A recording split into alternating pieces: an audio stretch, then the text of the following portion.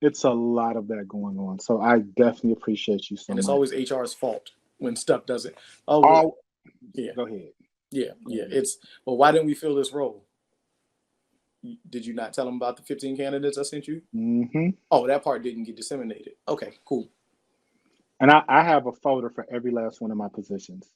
And I put the resumes, I put the dates and times that they were scheduled with me, and I put the dates. And so when they ask, I have everything right there, Everything. which I helps me don't out. delete emails. I have emails from the day I started, because if you ever say Aaron didn't, hold on, because on December 15th Hmm. at 12:32,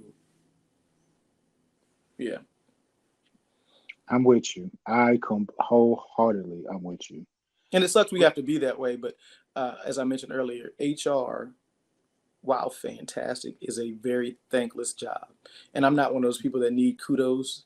Right. That's not why I do the work that I do.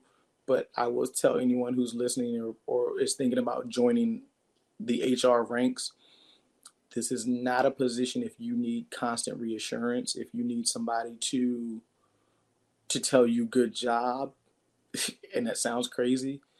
Like, my manager had to go out of her way to go, I don't know if I told you guys lately, I appreciate the work that you do, because no one else does. No, everything is always HR's fault, and if something's wrong, it's HR. And if something's right, it's them. They did it. So I Hmm. always warn people. I say, hey, listen, I had hair when I started with HR. That's my joke. Every orientation, um, Hmm. it long nights, long days, thankless Hmm. days, but what we do is so important that, as you said earlier, most businesses would fail, and most businesses don't understand what a good HR is until they don't have one. Currently, I completely agree. If you'd like to let us know where your work, like, do you guys have any openings right now that people could be looking for? So I work at a casino, so we have a bunch of different openings right Okay. now. We actually have one in talent acquisition. So when I'm doing the interviews we do video interviews for the first round so we can gauge them. When we bring them on site, I some of the questions I ask, and I will tell you my favorite one. And this is not just a talent acquisition interview, but what I like to ask people, because it doesn't work for talent acquisition people because we know the answers, and it's hard to recruit a recruiter. Uh, Right. but whenever I interview people, I always tell them I want to get to know you as a person. That's why I said I'll flip a paper over. One of the things I used to say when I stopped, just because of the times, is this is a first date. On the first date, everything is perfect. I Hmm. want to know 6 months down the road, when you got an attitude with me, who you're going to be. But I stopped using that because I don't want people to get offended and say, you trying to date me? No, that's not what I'm saying. I just want you to understand that I Right. get what this is. But what I Hmm. do is I tell people, I said, I'm going to ask you a question. I'm going to give you a couple minutes. I want you to describe your personality to me in a movie title. Now, here's the thing. The movie title has to be real. The movie itself doesn't have to be about you, but the title does. And it always throws people off because you watch them go, I wasn't ready for that. I was ready for the tell me about yourselves. What are your strengths and weaknesses? What don't you do well? Tell me about your last employer. At that point, they're thrown off, and rather they are able to answer it or not isn't the reason why I do it. I do it because now I feel like, from now this point on, now I'm getting who you are, because you're Hmm. shook and you don't know what's coming next. So now I can go back to my regular questions and figure out who you are. I think that that's the fun part. But we have, like I said, we have talent acquisition roles. We have your typical casino slot roles, your table games. We've got some director level roles that just came available. Some manager level roles that I will be posting, uh, ironically, tomorrow. Um, Accounting, IT, security, and surveillance. There's a bunch of roles. This is, like I said, the brand new casino just opened. It's only been open like 95 days at this point, so we're still Okay. growing. Um, but also, what I've learned in the casino industry very quickly is where you start means absolutely nothing. And I know that people say that about a lot of different roles, but one of the director roles that we filled, he was a manager 6 months ago, became a Okay. supervisor, became a director now. So there is, if you have an open availability, especially, There's a lot of growth in a very fast nature because we're looking for great people. Me, on the other hand, I got Monday through Friday. That's all I got in me at this point.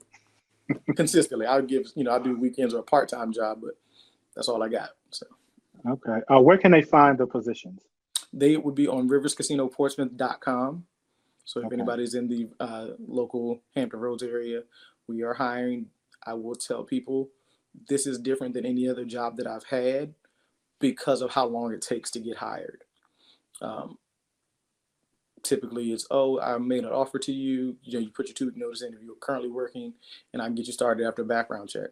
With us, because of how much you have to go through for the state of Virginia, the information you have to provide them, I've I've offered somebody and it took them a month and a half to start, just because we're waiting on backgrounds and stuff like that to clear. That's my biggest hurdle right now.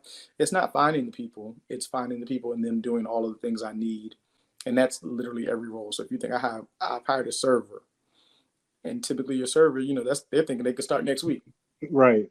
Same thing for a director. It can take time because we're putting money into it.